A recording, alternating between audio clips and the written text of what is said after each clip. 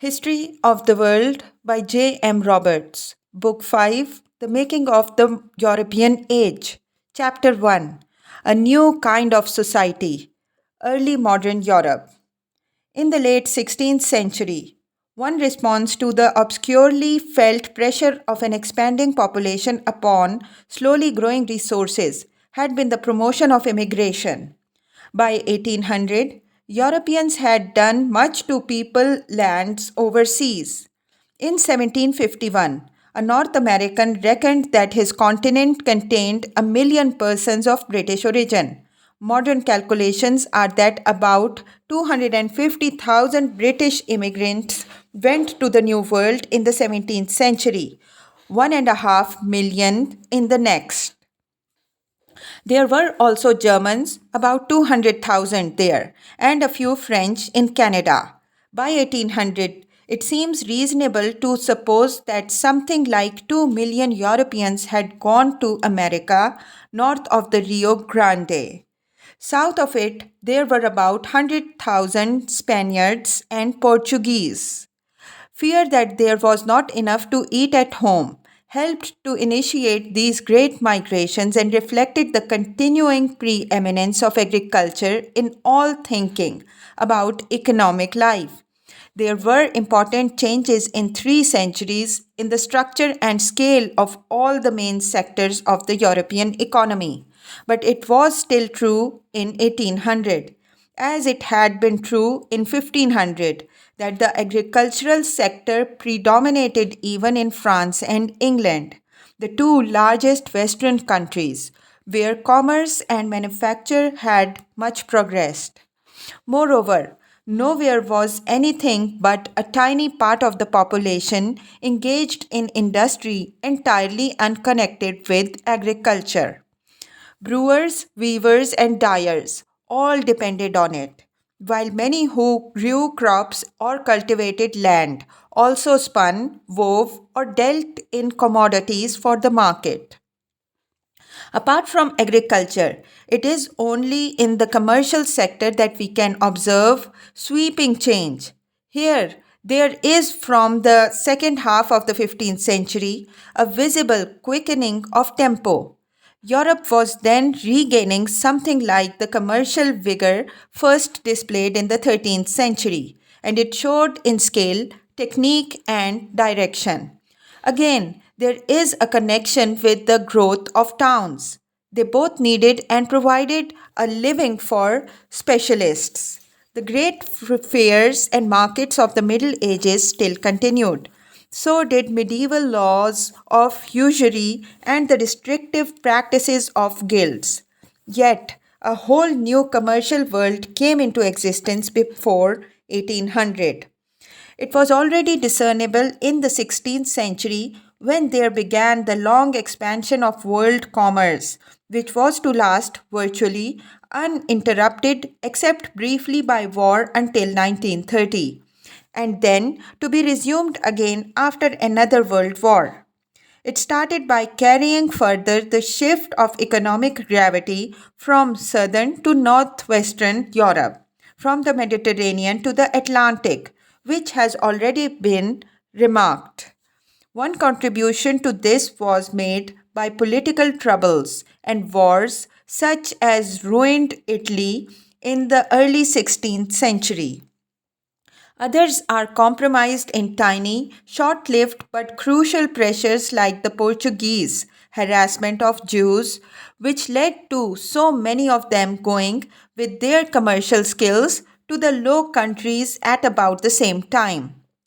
The great commercial success story of the 16th century was Antwerp's, though it collapsed after a few decades in political and economic disaster. In the 17th century, Amsterdam and London surpassed it. In each case, an important trade based on a well populated hinterland provided profits for diversification into manufacturing industry, services, and banking.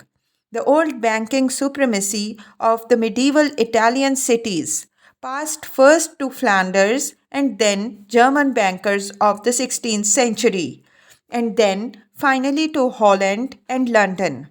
The Bank of Amsterdam and even the Bank of England, founded only in 1694, were soon international economic forces. About them clustered other banks and merchant houses undertaking operations of credit and finance. Interest rates came down, and the bill of exchange, a medieval invention, underwent an enormous extension of use and became the primary financial instrument of international trade. This was the beginning of the increasing use of paper instead of bullion. In the 18th century came the first European paper currencies and the invention of the check. Joint stock companies generated another form of negotiable security, their own shares. Quotation of these in London coffee houses in the 17th century was taken by the foundation of the London Stock Exchange. By 1800, similar institutions existed in many other countries. New schemes for the mobilization of capital and its deployment proliferated in London, Paris, and Amsterdam. Lotteries and tontines at one time enjoyed a vogue. So did some spectacularly disastrous investment booms, of which the most notorious was the Great English South Sea Bubble. But all the time, the world was growing more commercial, more used to the idea of employing money to make money, and was supplying itself with the apparatus of modern capitalism. One effect quickly appeared in the much greater attention paid to the commercial questions in diplomatic negotiations from the later 17th century and in the fact that countries were prepared to fight over them. The English and Dutch went to war over trade in 1652. This opened a long era during which the French and the Spanish, fought again and again over quarrels in which questions of trade were important and often paramount. Governments not only looked after their merchants by going to war to uphold their interests, but also intervened in other ways in the working of the commercial economy. Sometimes they themselves were entrepreneurs and employers. The arsenal at Venice, it has been said, was at one time in the 16th century the largest single manufacturing enterprise in the world. They could also offer monopoly privileges to a company under a charter. This made the raising of capital easier by offering better security for a return. In the end, people came to think that chartered companies might not be the best way of securing economic advantage, and they fell into disfavor, enjoying a last brief revival at the end of the 19th century. Nonetheless, such activities closely involved government, and so the concerns of businessmen came to shape policy and law. Occasionally, the interplay of commercial development and society seems to throw light on changes with very deep implications indeed. One example came when a 17th century English financier for the first time offered life insurance to the public. There had already begun the practice of selling annuities on individuals' lives. What was new was the application of actuarial science and the newly available statistics of political arithmetic to this business. A reasonable calculation instead of a bet was now possible on a matter hitherto of awe inspiring uncertainty and irrationality death. With increasing refinement, men would go on to offer at a price protection against a widening range of disasters. This would, incidentally, also provide another and very important device for the mobilization of wealth in large amounts for further investment. But the timing of the discovery of life insurance at the start of what has sometimes been called the age of reason suggests also that the dimensions of economic change are sometimes very far reaching indeed. It was one tiny source of expression of a coming secularization of the universe. The most impressive structural development in European commerce was the sudden new importance of overseas trade from the second half of the 17th century onwards. This was part of the shift of economic activity from Mediterranean to Northern Europe, already observable before 1500, which first made visible the lineaments of a future world economy. Until about 1580, though, these were still largely drawn by the Iberian peoples. They not only dominated the South Atlantic and Caribbean trades, but after 1564, there were regular sailings of Manila galleons from Acapulco to the Philippines. So China was brought into commercial touch with Europeans from further east, even as the Portuguese established themselves from the west. Global commerce was beginning to eclipse the old Mediterranean trade. By the late 17th century, while the closed trade of Spain and Portugal with their transatlantic colonies was still important, overseas commerce was dominated by the Dutch and their increasingly successful rivals, the English. Dutch success had grown out of the supply of salted herrings to the European markets and the possession of a particularly suitable bulk carrying vessel, the flute or flyboat. With this, the Dutch first dominated the Baltic trade. From it, they advanced to become the carriers of Europe. Though often displaced by the English in the later 17th century, they maintained a far flung network of colonies and trading stations, especially in the Far East, where they overpowered the Portuguese. The basis of English supremacy, though, was the Atlantic. Fish were important here too. The English caught the nutritious cod on the Newfoundland banks, dried it and salted it ashore, and then sold it in the Mediterranean countries, where fish was in great demand because of the practice of fasting on Fridays. Bacalhau, as it was called, can still be found on the tables of Portugal and southern Spain once the tourist coast is left behind. Gradually, both Dutch and English broadened and diversified their carrying trade and became dealers themselves too. Nor was France out of the race. Her overseas trade doubled in the first half of the 17th century. Rising populations and some assurance of adequate transport, water was always cheaper than land carriage, slowly built up an international trade in cereals. Shipbuilding itself promoted the movement of such commodities as pitch, flax, or timber, staples first of Baltic trade and later important in the economy of North America. More than European consumption was involved. All this took place in a setting of growing colonial empires. By the 18th century, we are already in the presence of an oceanic economy and an international trading community which does business and fights and intrigues for it around the globe. In this economy, an important and growing part was played by slaves. Most of them were black Africans, the first of whom to be brought to Europe were sold at Lisbon in 1444.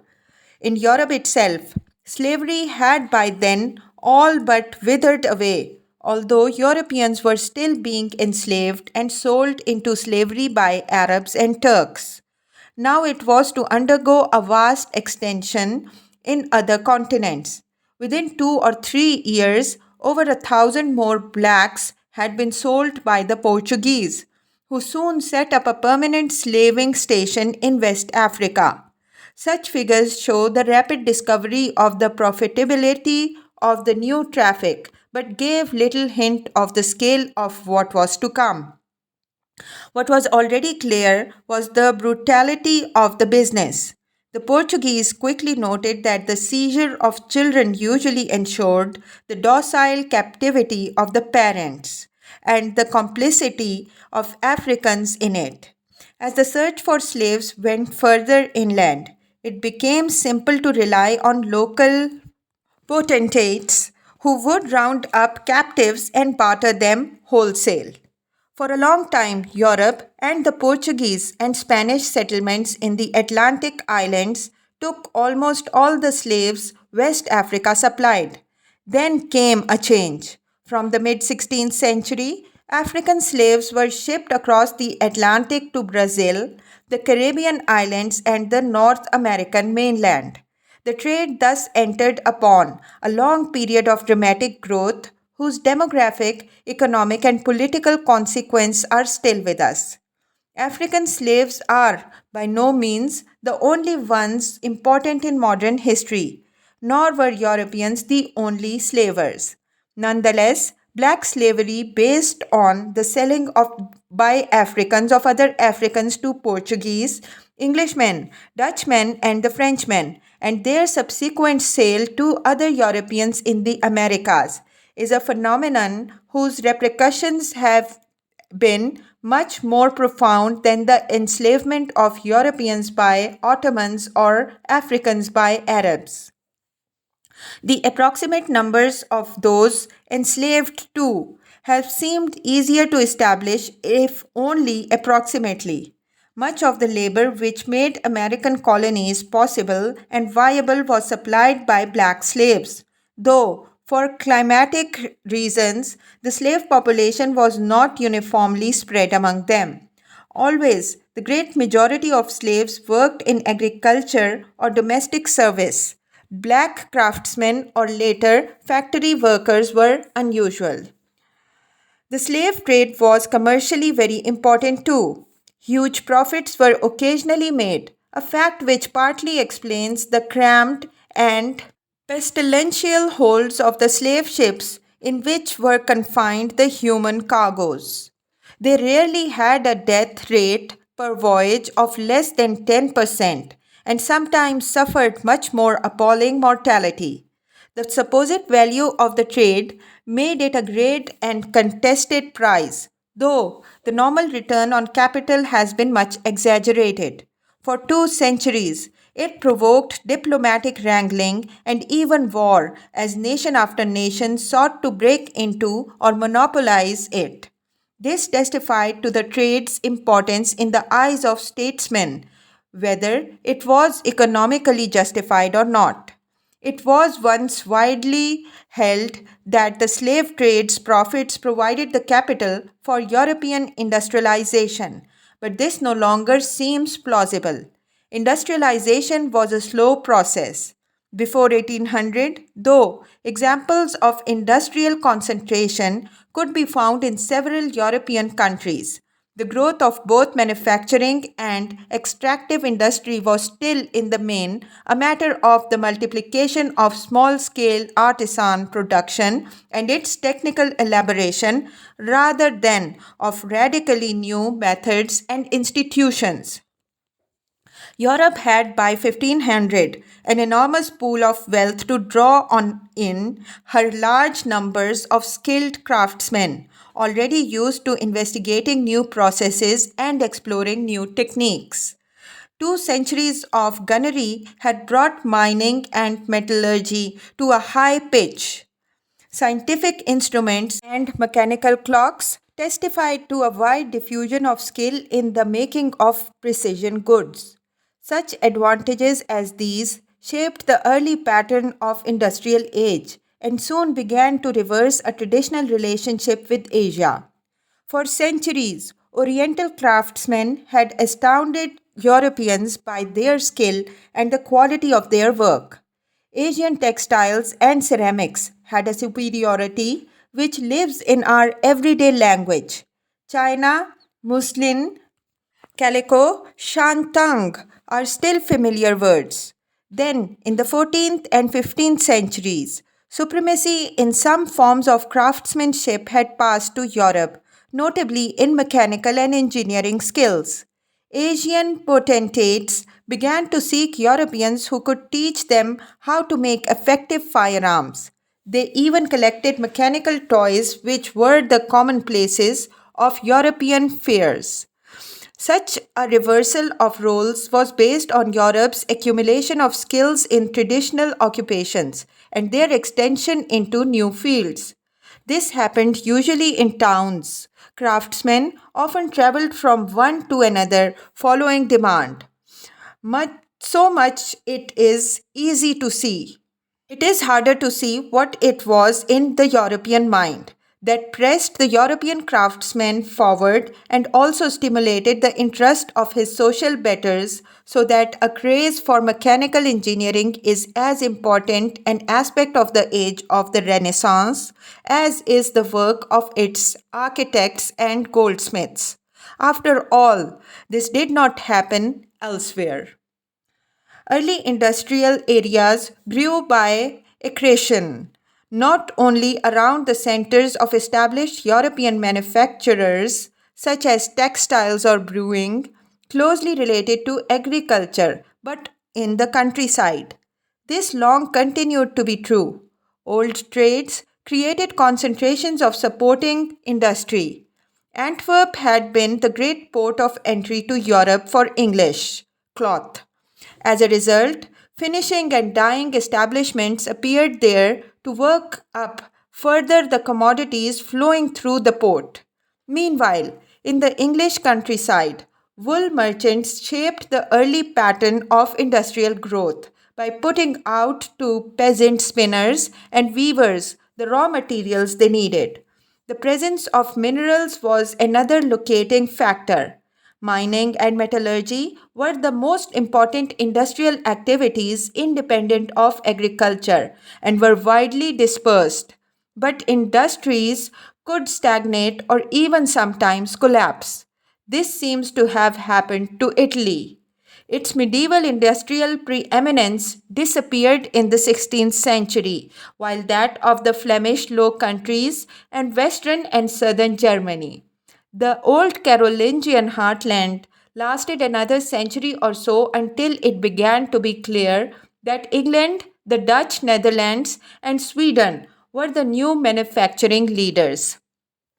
In the 18th century, Russia's extractive industries would add her to the list of industrial countries. By then, too, other factors were beginning to enter the equation.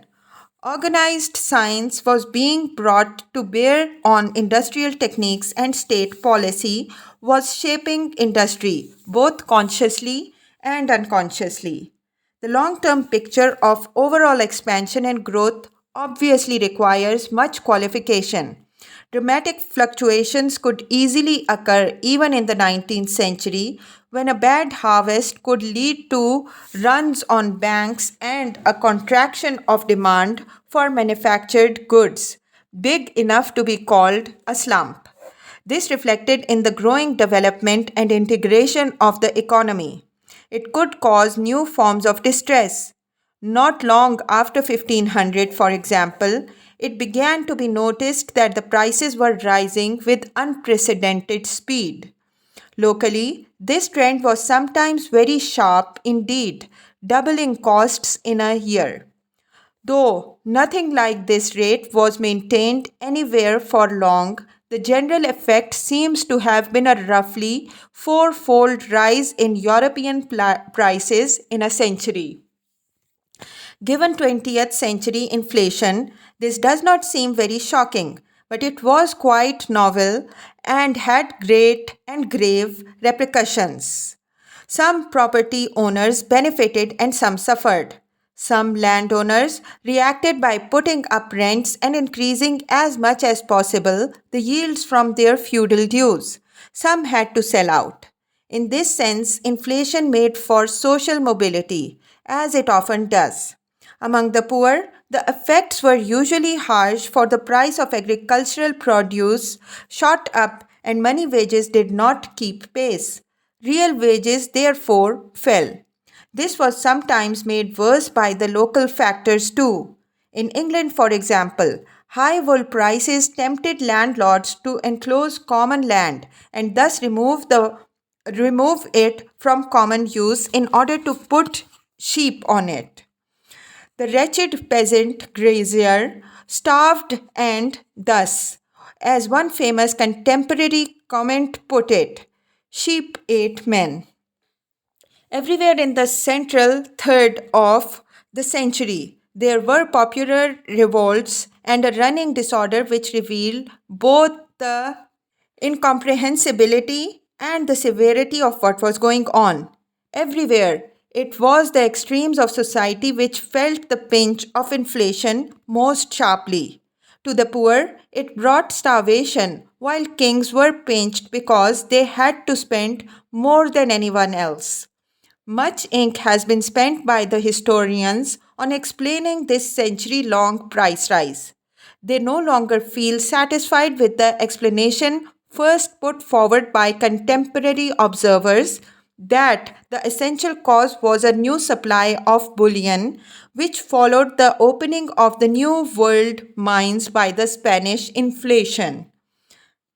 Inflation was well underway before American bullion began to arrive in any significant quantity, even if gold later aggravated things. Probably the fundamental pressure always came from a population whose numbers were increasing, when big advances in productivity still lay in the future. The rise in prices continued until the beginning of the 17th century. Then it began occasionally even to show signs of falling until a slower increase was resumed around 1700. In our own day, we need no reminders that social change can quickly follow economic change.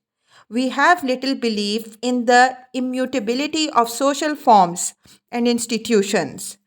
300 years ago, many men and women believed them to be virtually God given, and the result was that although social changes took place in the aftermath of inflation, they were muffled and masked by the persistence of old forms. Superficially and nominally, much of European society remained unchanged between 1500 and 1800 or thereabouts. Yet, the economic realities underlying it changed a great deal. Appearances were deceptive. Rural life had already begun to show this in some countries before 1500, as agriculture became more and more a matter of business, though by no means only because of that. Traditional rural society had to change. Forms were usually preserved and the results were more and more incongruous. Although feudal lordship still existed in France in the 1780s, it was by then less a social reality than an economic device.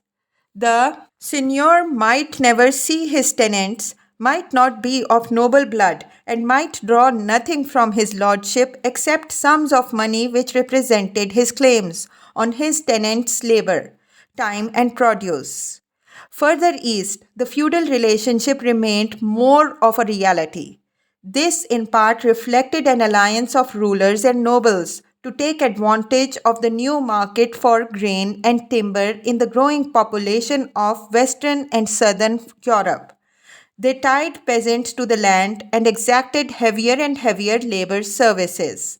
In Russia, serfdom became the very basis of the society. In England, on the other hand, even the commercialized feudalism which existed in France had gone long before 1800, and noble status conferred no legal privilege beyond the rights of peers to be summoned to a parliament. Their other legal distinction was that, like most of the other subjects of King George III, they could not vote in the election of a member of the parliament. The English nobility was tiny, even after its reinforcement by Scottish peers. The House of Lords at the end of the 18th century had fewer than 200 hereditary members, whose legal status could only be transmitted to a single successor. In Great Britain, there was no large class of noblemen and women, all enjoying extensive legal privileges, separating them from the rest of the population, such as there was almost universally everywhere in Europe. In France, There were perhaps 250,000 nobles on the eve of the revolution. All had important legal and formal rights. The corresponding legal order in England could comfortably have been assembled in the hall of an Oxford college and would have had rights correspondingly less impressive.